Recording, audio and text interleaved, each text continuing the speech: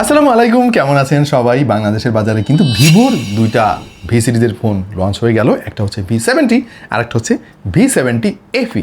আজকে আমরা V70 FE নিয়ে আলাপ করব আপনাদের সঙ্গে, কারণ এই দুইটা ফোনের মধ্যে বেশি সাশ্রয়ী হচ্ছে এই ফোনটা। আজকাল আমাদের পকেটের যে অবস্থা, কম দামি ফোন নিয়ে শুরু করি চলেন। যদিও এটা আসলে কম দামি কি না ভিডিওটা শেষ করলে বুঝতে পারবেন। অন্য কোনো দিন না হয় আমরা ভিভো V70 নিয়ে আলাপ করব। দেখছেন আপনাদের ভালোবাসা চ্যানেল টিটিপি বা চাইনা টুনা পাস। ডিজাইনটা একেবারে সিম্পল রাখার চেষ্টা করেছে ভিভো। এখানে নাম্বার গেম খেলেনি, অন্তত এই ক্যামেরা হাউজিং এর দিকে তাকালে সেটা বোঝা যাচ্ছে। ফোনটার হ্যান্ড ফিল যথেষ্ট ভালো এবং বেশ প্রিমিয়াম একটা ভাইব পাবেন।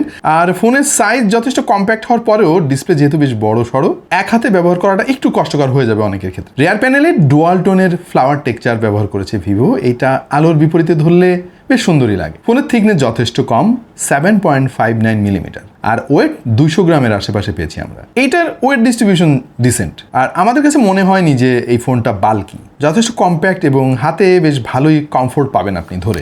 এই ফোনটার দুইটা ভেরিয়েন্ট বাংলাদেশে পাওয়া যাবে। একটা হচ্ছে 8/256, দাম হচ্ছে 57,000 টাকা, আর 12/256 জিবির ভেরিয়েন্টের দাম হচ্ছে 66,000 টাকা। এখন দাম নিয়ে অবশ্যই আমরা আলাপ করব, ভিডিও শেষ দিকে এসে আমরা চেষ্টা করব আমাদের মতামত জানাতে।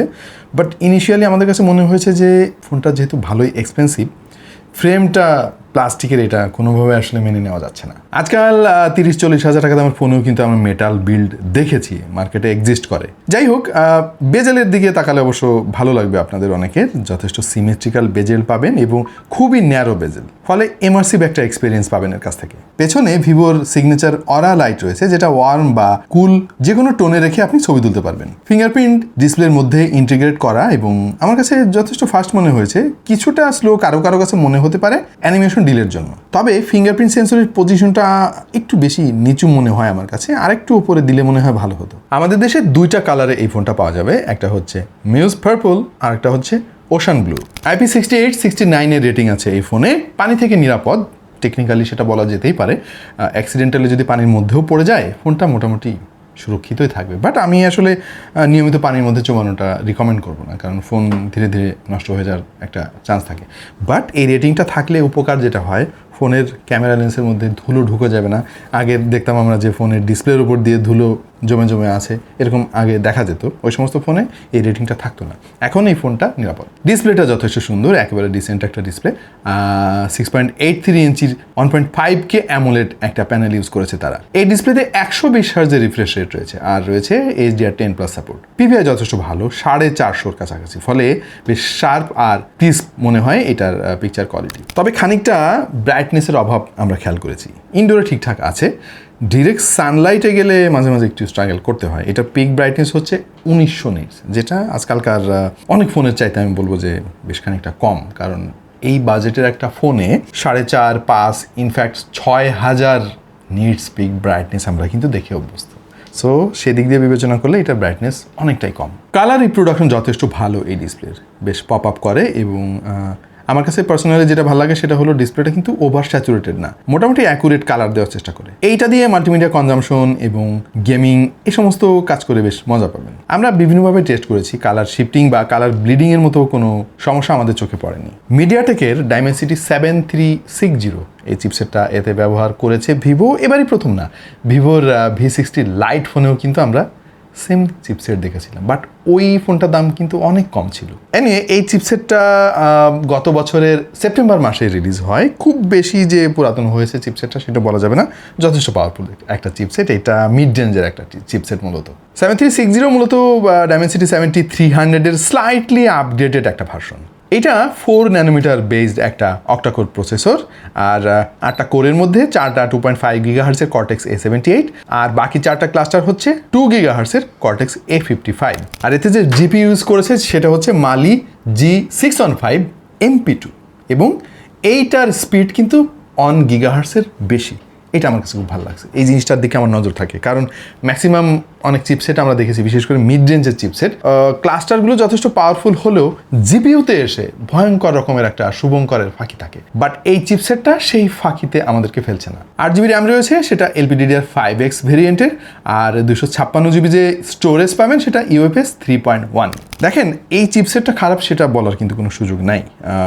আমরা এর আগেও দেখেছি V60 লাইটে যথেষ্ট পাওয়ারফুল একটা চিপসেট, বাট প্রবলেমটা হচ্ছে দাম নিয়ে। ভাই 66,000 টাকা দামের একটা ফোন, সেই দিক চিন্তা করতে গেলে দেখবেন যে এই চিপসেটটা একটু বিলো স্ট্যান্ডার্ডই মনে হবে আপনার কাছে। এই দামে আরও বেটার চিপসেট কিন্তু এই ফোনটা ডিজার্ভ করে। এনিওয়ে, আমরা AnTuTu টেস্ট করেছিলাম, আমাদের টেস্টে স্কোর এসেছে 9,56,103।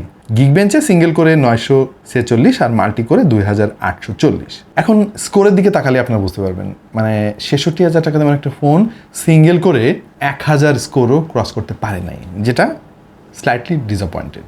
ভিভো এই ফোনের মধ্যে 4120 স্কোয়ার মিলিমিটারের ভেপর চেম্বার ইউজ করেছে, আর এটা ঠিকঠাক কাজ করেছে বলে আমাদের কাছে মনে হলো, কারণ ফোনটা যথেষ্ট গরম হয় বিশেষ করে চার্জিংয়ের সময় এবং এক্সটেন্ডেড পিরিয়ডে গেমিংয়ের সময়, বাট আবার বেশ দ্রুত ঠান্ডাও হয়ে যায়। অপারেটিং সিস্টেম হিসেবে এতে Origin OS 6 রয়েছে, আর আউট অফ দ্য বক্স পাবেন Android 16। ভাই, I M a big fan of this Origin OS। ভিভোকে ধন্যবাদ, তারা এখন গ্লোবাল চাইনিজ সব ভেরিয়েন্টেই Origin OS দিচ্ছে। এটা ফ্যান্টাস্টিক একটা জিনিস, মানে কোনো বাগ নেই। সফটওয়্যার আপডেটের পরে মানে অনেক ফোন আছে নষ্ট হয়ে যায়, ক্যামেরায় নানান রকম সমস্যা দেখা যায়, আমরা দেখেছি এগুলা। বাট ভিভোর Origin OS কিন্তু এই সমস্যা থেকে মুক্ত। তারা খুব ভালোভাবে R&D করেছে এবং I think you are gonna love this.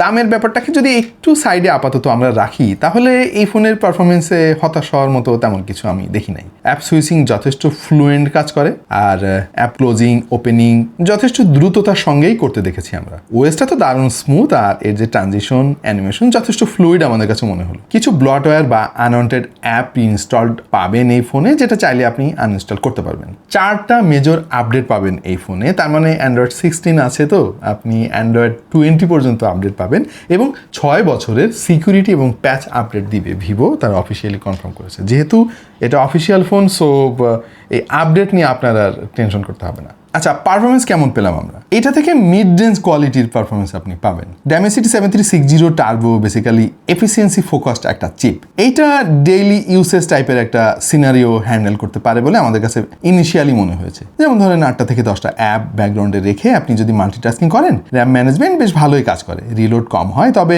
এর বেশি লোড দিলে তখন কিছু অ্যাপ নতুন করে লোড নেওয়া শুরু করে। এর যে ইউআই নেভিগেশন যথেষ্ট স্মুথ আমাদের কাছে মনে হলো, কিন্তু হেভি অ্যাপ সুইচিংয়ে একটু মাইক্রো স্ট্যাটার আমরা পেয়েছি। এর যে পারফরমেন্স থ্রটল সেটা কিন্তু খুব বেশি অ্যাগ্রেসিভ না, স্লোলি গ্রাজুয়ালি পারফরমেন্স ড্রপ করতে থাকে। মানে হঠাৎ করে আপনি দেখবেন না যে পারফরমেন্স অনেক খারাপ হয়ে গেছে, একটু একটু করে মনে হবে যে এখন একটু ফোনটাকে বিশ্রাম দেওয়া দরকার। তবে ঘুরে ফিরে যখনই আমার আসলে ফোনের দামের দিকে নজর যাচ্ছিল, আমার কাছে মনে হয়েছে যে এই ফোনটা খুব ভালোভাবে Dimensity 7400 চিপসেটটা ডিজার্ভ করতো, তখন কিন্তু এটার পারফরমেন্স আরও অনেক বেটার হতো। সো এই ফোনটা কিনে যদি একেবারে ফ্ল্যাগশিপ লেভেলের পারফরমেন্স আপনি আশা করেন, তাহলে হয়তো একটু হতাশ হবেন আপনি। মানে থাকে না, আমাদের মধ্যে অনেকেই ফোন কেনে শুধুমাত্র পারফরমেন্সের উপরে নজর রেখে আর কি, হয়তো তাদের জন্য এই ফোনটা অ্যাপ্রোপ্রিয়েট হবে না। বেশ কিছু পপুলার গেম আমরা ট্রাই করেছি, যেমন PUBG, call of duty, free fire, Asphalt 9, যেগুলো আমরা সবসময় টেস্ট করি মানে স্ট্যান্ডার্ডটা বোঝার জন্য। PUBG-তে ডিফল্টে আমরা আলট্রা ফ্রেম রেট পেয়েছি, আর হাইয়েস্ট HDR এবং আলট্রা এনেবল করা যায় এই ফোনে। ইনিশিয়ালি স্মুথ, বাট এক্সটেন্সিভ পিরিয়ডে যদি আপনি গেমিং করেন, ধীরে ধীরে ফ্রেম ড্রপ শুরু হয়। কল অফ ডিউটিতে ভেরি হাই গ্রাফিক্সে এবং ম্যাক্স ফ্রেম রেটে স্টেবল গেমিং আমরা করতে পেরেছি। যদিও ম্যাক্স সেটিংসের কনসিস্টেন্সি আমাদের কাছে খুব বেশি ডিসেন্ট মনে হয় নাই, লং পিরিয়ডে গেমিং করার সময় খানিকটা স্ট্রাগল করতে দেখেছি এই ফোনটাকে। ফ্রি ফায়ারে আমরা আলট্রা গ্রাফিক্স সেটিংসে হাই ফ্রেম রেটেও কোনো মেজর ইস্যু দেখিনি, তবে প্রচুর এনিমি চলে আসলে কিন্তু হালকা ফ্রেম রেট ড্রপ করতে দেখেছি। Asphalt 9-এ স্মুথ গেম প্লে পেয়েছি, কোনো ল্যাগ চোখে পড়ে নাই, এবং এটার ভিজুয়াল কিন্তু দারুণ ছিল। ওভারঅল আমার কাছে মনে হয়েছে এইটা স্পোর্টস লেভেলের প্রফেশনাল গেমিংয়ের জন্য না, এই ফোনটা এটা হওয়ার কথা নয়। এই চিপসেটটা ওই চাপ সামলাতেও পারবে না, কিন্তু এই দামে আরেকটু বেটার গেমিং আশা আমরা করতেই পারি, কি বলেন? কারণ 66,000 টাকা কিন্তু অনেক। ইনফ্যাক্ট এই দামে বাজারে কিন্তু আরও বেটার গেমিং পারফরমেন্স পাওয়া যায় এমন ফোন এক্সিস্ট করে। সুতরাং যদি শুধুমাত্র গেমিংয়ের জন্য আপনি ফোন নিতে চান, ভিভো V70 FE হয়তো আপনাকে সেভাবে খুশি নাও করতে পারে। অলরাইট, ভিভোর ভি সিরিজের ফোন সবসময় কিন্তু ক্যামেরার জন্য বেশ বিখ্যাত হয়ে থাকে, এর আগেও আমরা দেখেছি। এবারে তারা 200 মেগাপিক্সেলের মেইন সেন্সর দিয়েছে রেয়ারে, যেটা স্যামসাংয়ের HP5 মডেলের, সাথে একটা আলট্রাওয়াইড শুটার দিয়েছে 8 মেগাপিক্সেলের। টু বি ভেরি অনেস্ট, 66,000 টাকা দিয়ে যদি আমি একটা ফোন কিনি, তাহলে ডেফিনেটলি আমার এক্সপেকটেশন থাকবে একটা টেলিফটো লেন্স এবং 8 মেগাপিক্সেলের আলট্রা ওয়াইড শুটার না, ডেফিনেটলি এইটা কমপক্ষে 32 মেগাপিক্সেল হওয়া উচিত। দেখেন আর কত টাকা দিলে কোম্পানিগুলা একটা টেলিফটো লেন্স দেবে আমি জানি না। আর আলট্রা ওয়াইড শুটার অনেকে মানে জাস্ট নাম কামানোর জন্য দিয়ে রাখে। 8 মেগাপিক্সেলের একটা আলট্রা ওয়াইড শুটার দিয়ে আমি কি করব একটা 66,000 টাকা দামের ফোন দিয়ে? আমি ঠিক জানি না। এই একটা জায়গায় ভিভো বেশ হতাশই করলো আমাদেরকে, কারণ ভিভোর ভি সিরিজ কিন্তু সবসময় আমরা এর আগেও দেখেছি ক্যামেরা ফোকাসড ফোন থাকে। এবারে আমার মনে হয় অনেকে একটু ডিসঅ্যাপয়েন্টেড হবে। এনিওয়ে চলুন আমরা একটু স্যাম্পল দেখে আসি। প্রাইমারি সেন্সর দিয়ে ডে লাইটে শার্প, ডিটেইলড এবং কালারফুল ছবি পাওয়া যাবে এবং এটার এজ ডিটেকশন কিন্তু যথেষ্ট সফিস্টিকেটেড আমাদের কাছে মনে হয়েছে। কালারটা একটু বুস্টেড অবশ্য, বাট সোশ্যাল মিডিয়া ফ্রেন্ডলি আমার কাছে মনে হয়েছে। ডাইনামিক রেঞ্জ আমার কাছে যথেষ্ট ভালোই লেগেছে, তবে এক্সপোজার কন্ট্রোলটা আমার মনে হয় যে আর একটু বেটার করতে পারতো ভিভো। এর আগের ফোনগুলোতে আমরা দেখেছি, এবারে মনে হলো যেন এক্সপোজার কন্ট্রোলে কিছু একটা গন্ডগোল আছে। Screen tone close two natural রাখার চেষ্টা করে। 5টা ছবি তুললে 2টা ছবি আপনার পছন্দ হবে, 3টা একটু এদিক সেদিক হবে। পোর্ট্রেটে কিছু কিছু ছবি বেশ সুন্দর পেয়েছি, আবার কিছু ছবিতে এজ ডিটেক্ট করতে বেশ স্ট্রাগল করেছে, তবে ক্লোজ শটগুলো বেশ ভালোই আমরা পেয়েছি। লো লাইট পারফরমেন্স যে খুব বেশি ভালো এটা জোর দিয়ে বলার কিন্তু সুযোগ নাই। আলো কমে গেলেই দেখবেন যে ডিটেল অনেক বেশি কমে যাচ্ছে, ছবিতে সফটনেস চলে আসছে। আর আলট্রা ওয়াইডের কথা যেটা শুরুতেই বললাম, আসলে এইটা কোনোভাবেই এর মেইন সেন্সরের সঙ্গে ম্যাচ করে না। একটা 200 মেগাপিক্সেল আর একটা 8 মেগাপিক্সেল, মানে হইলেও জিনিসটা। আর কালার টোনের সঙ্গে কিন্তু অনেক অনেক পার্থক্য আছে। ইভেন 8 মেগাপিক্সেলের এই সেন্সরটা কিন্তু লো লাইটে একদম পোর রেজাল্ট দেবে আপনাকে। সামনে 32 মেগাপিক্সেলের সেলফি শুটার ইউজ করেছে ভিভো V60FE, তবে আমার কাছে বেশ ভালোই মনে হলো। সেলফি ফটোগ্রাফিটা আমার কাছে রিয়ারের চাইতে আরও অনেক বেটার মনে হয়েছে, যদিও স্কিন টোনটা একটু স্মুথ করার প্রবণতা আমরা খেয়াল করেছি, তবে এটা স্বাভাবিক। ভিডিও করতে পারবেন 4K 30 FPS এ। সামনে পেছনে দুই দিকেই স্ট্যাবিলাইজেশনের ব্যবস্থা আছে, এটা দিয়ে টুকটাক ব্লগিং আপনারা করতে পারবেন। যদি 60 FPS চান তাহলে 1080p-তে আপনাকে ডাউনগ্রেড করতে হবে। AI ম্যাজিক ওয়েদার নামক কিছু ফিচার রয়েছে এই ফোনে, যেটা আমরা ভিভোর ভি সিরিজের অন্যান্য ফোনেও এর আগে দেখেছি। এটা বেশ মজার, মানে খুব যে বেশি কাজের তা না, বাট আমার কাছে বেশ ইন্টারেস্টিং মনে হয়েছে। একটা ছবি তুলে আপনি চাইলে কিন্তু ওয়েদার চেঞ্জ করে দিতে পারবেন।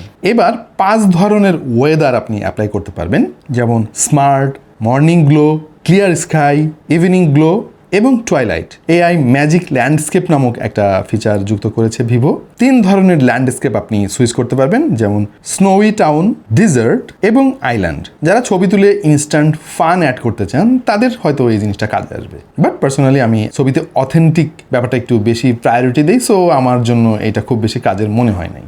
আর ছবি রিটাচ করার জন্য প্রচুর AI ফিচারের মধ্যে পাবেন, যেমন ভিভো এবার ইন্ট্রোডিউস করেছে AI ইরেজ 3.0। এটা বেশ ভালো কাজ করে। এই ফোনের দাম যদি আমি না জানতাম তাহলে বলতাম যে ক্যামেরা তো যথেষ্ট ভালো, কিন্তু যখনই 66,000 টাকা আর কি দামের কথা মাথায় আসে, তখন মনে হয় যে ছবির কোয়ালিটি আসলে 66,000 টাকার কথা বলছে না। এইটা রেগুলার মিড রেঞ্জের ফোনের মতোই আমার কাছে মনে হলো। ডিসেন্ট, খারাপ না, তবে অনেক বেশি ভালো না কনসিডারিং দ্য প্রাইস। সো সেই ওয়াও ফ্যাক্টরটা আমরা একটু মিস করেছি। তবে একটা জায়গায় ভিভো কিন্তু হতাশ করে নাই। এত পাতলা একটা ফোন, 7000 mAh এর ব্যাটারি তারা ইমপ্লিমেন্ট করেছে এর মধ্যে। আর শুধু সেইটা না ভাই, 90 ওয়াটের ফাস্ট চার্জিং সাপোর্টও আছে এবং বক্সের মধ্যে চার্জারও পেয়ে যাবেন। আপনি হেভি ইউজারও যদি হন, একদিনে এটা চার্জ শেষ করতে পারবেন না। আর যদি মডারেট ইউজার হন, 1.5 থেকে 2 দিন ইজিলি এই ফোনটা আপনাকে ব্যাকআপ দেবে। 7000 mAh এর ব্যাটারি, 90 ওয়াটের ফাস্ট চার্জিং, ব্যাটারির দিক দিয়ে ভাই এটার কিং বলতে পারি আমি, কারণ এটা বেশ ভালো একটা কম্বো আমার কাছে মনে হয়েছে। স্পিকার কোয়ালিটি যথেষ্ট ভালো, ডুয়াল স্টেরিও স্পিকার, যেটা যথেষ্ট ব্যালেন্সড আমার কাছে মনে হলো। আর এটা ফুল ভলিউমে কিন্তু খুব একটা ডিস্টোর্ড হতে দেখিনি আমরা। বেসটা যদিও খানিকটা উইক আমার কাছে মনে হয়েছে, পাতলা ফোন আসলে এটা হওয়ারই কথা ছিল, তবে মিডিয়া কনজামশনের জন্য এটা আমার কাছে স্ট্যান্ডার্ড মনে হয়েছে। Wi-Fi 6 পেয়ে যাবেন এই ফোনে, যেটা এই দামের একটা ফোন ডিজার্ভ করে। তবে ব্লুটুথের পুরাতন ভেরিয়েন্ট তারা ইউজ করছে 5.4, আজকাল কিন্তু ব্লুটুথ 6.0 মার্কেটে অ্যাভেলেবেল। NFC আছে, IR ব্লাস্টার রয়েছে, পার্সোনালি আমার যেটা অনেক বেশি পছন্দের। যাদের কম্প্যাক্ট সাইজের একটা ফোন দরকার এবং আরও বেটার ফিচার চান, তাদের জন্য হচ্ছে V70FE সঙ্গে V70ও কিন্তু বাজারে অলরেডি অ্যাভেলেবেল এবং ডেফিনেটলি এই ফোনটা আরও বেটার ফিচার অফার করে। যথেষ্ট স্লিম আর ক্লিন ডিজাইনের ফোনটার মোট 3টা কালার অ্যাভেলেবেল। V70তে আবার কিন্তু টেলিফটো লেন্স ভিভো দিয়েছে, বাট এই ফোনটার দাম কত এই ব্যাপারে এখনও কোনো আইডিয়া পাই নাই। আশা করি খুব শীঘ্রই আপনাদেরকে জানাতে পারবো। দুটা ফোনেরই কিন্তু প্রি অর্ডার শুরু হয়ে যাচ্ছে আজকে থেকে, মানে 9 এপ্রিল থেকে, এবং ফোনের ফার্স্ট সেল হচ্ছে 15 এপ্রিল। গিফটের ব্যবস্থা আছে।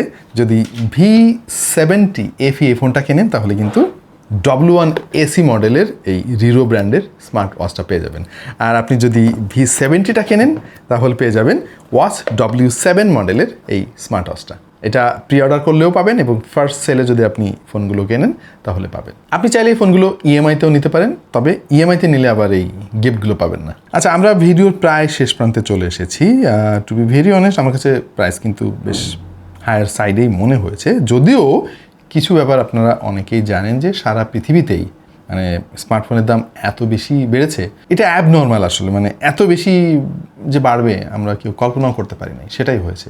স্টোরেজ এমন অবস্থায় গিয়ে পৌঁছেছে যে স্টোরেজ এখন পাওয়াই যাচ্ছে না, মানে টাকা দিলেও পাওয়া যাচ্ছে না। স্টোরেজের মার্কেটে যদি আপনি একটু নজর দেন, দেখবেন যে স্টোরেজের দাম, র্যামের দাম বিশেষ করে মানে 4 গুণ 5 গুণ পর্যন্ত বেড়েছে। এই হচ্ছে অবস্থা। সো ফোন তো বানাইতেই হবে, বেশি দাম দিয়েই কিনতে হয়েছে। নতুন করে আবার চিপসেটের দাম বেড়েছে, ডিসপ্লের দামও বেড়ে যাচ্ছে, আনুষঙ্গিক সমস্ত কস্ট কিন্তু অনেক বেড়েছে এবং অনেকে আশঙ্কা করতেছেন যে এই দামটা সামনে আরও বাড়বে। তারপরেও যেহেতু মার্কেটে অন্যান্য আরও অনেক অফিসিয়াল ফোন এক্সিস্ট করে এবং দামগুলো আমরা মাইক্রো মনিটর করি, সব কিছু বিবেচনায় এই ফোনের দাম কিন্তু আমার কাছে বেশ খানিকটা বেশিই মনে হলো। এটারে কোনোভাবে যদি 50-এর মধ্যে কাভার করা যাইতো তাহলে বেশ ভালো একটা ডিল হইতো আমার কাছে মনে হচ্ছে। হ্যাঁ, এখন আমরা তো ক্রেতা, আমরা তো চাইবই যে ফোনের দাম যত কম হোক ততই আমাদের পকেটের উপরে চাপ কম পড়ে। বাদ বাকিটা কোম্পানি তো তাদের মতো করে কাজ করবে। ভিভোর একটা আলাদা ফ্যান বেজ আছে, তারা তো অবশ্যই এই ফোনগুলো লুফে নেবে। অনেকেই আমরা দেখেছি যে সারা জীবন শুধু ভিভোর ফোনে চালায় আর কি। হ্যাঁ, এরকম প্রচুর ক্রেতা আছে, তাদের একটা ক্রেজি ফ্যান বেজ রয়েছে আমাদের বাংলাদেশ সহ পৃথিবীর অনেক দেশেই। তারা এই ফোনগুলো লুফে নেবে। বাট পার্সোনালি আমার কাছে মনে হয়েছে যে ফোনের দাম যদি জাস্টিফাই করতে হয় তাহলে আরও বেটার চিপসেট দেওয়া উচিত ছিল। আপনার কাছে কেমন লাগলো ভিভো V70 FE? অবশ্যই কমেন্ট সেকশনে আমাদেরকে জানিয়ে দিবেন। আপাতত এই পর্যন্তই, দেখা হয়ে যাবে অন্য কোনো ভিডিওতে ভিন্ন কোনো বিষয় নিয়ে। সেই পর্যন্ত সবাই ভালো থাকুন, সুস্থ থাকুন আর দেখতে থাকুন টেক টু দ্য পয়েন্ট।